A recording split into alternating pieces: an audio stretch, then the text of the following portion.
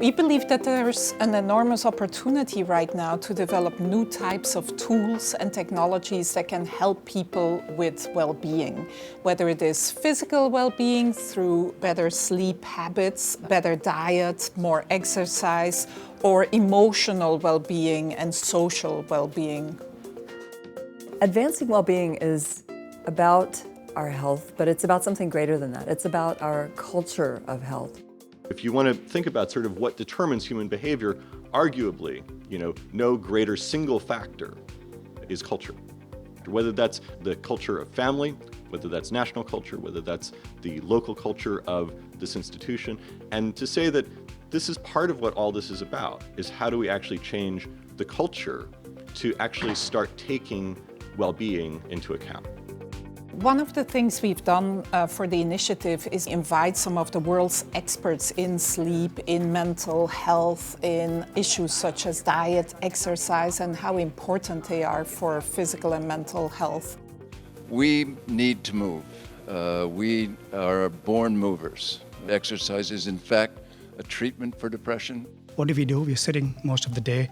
That's the way life has become for us.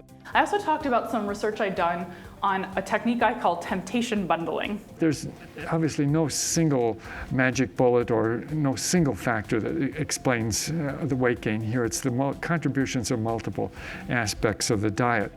We know that people care most about taste and price, and that's just above health always. It's very rare. It's going to be a small subset of the population that's putting health number one. What do we remember? We remember emotional events from our lives, and we remember the parts of those events that sort of hold that emotional core. And it might be that segregation about what we remember and what we don't happens not when we're awake, but when we're asleep.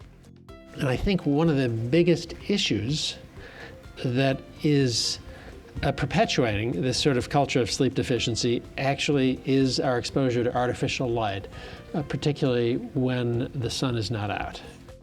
So much of the technology we've built that's cool and revolutionary and changing the world was made without any thought about our health. We stop and we ask, what if we had thought about the impact of this technology on our health? We are here to present our study on promoting kindness and gratitude using pervasive technologies. We're working on a project called Unlocking Sleep, and we were trying to figure out if we could improve sleep planning by using your unlock screen. We think it's important to sustain relationships. The idea is, because we're addressing the Media Lab, we know that many students are working hard and they don't want to take too much time out of their day to interrupt their sedentary activity and be active. No one person can build a culture of resilience. I think it takes everybody. We worked on an application with the idea of trying to improve people's sleeping and waking schedule. Are the things we're inventing for the future taking into account these deepest human needs? And let's make sure that we're equipped to know what that is, so that as we build the coolest next thing, it's also really helpful for future well-being.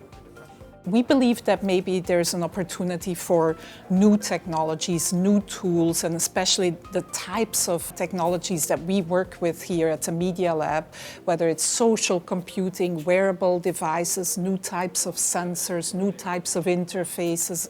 We think those can play an increasing role and will maybe have a better chance at helping people with adopting better habits. So part of our Advancing Wellbeing initiative is to encourage everybody in the lab, not so much to work on health, but whatever they're working on, to think about what is the impact of this going to be on somebody's well-being.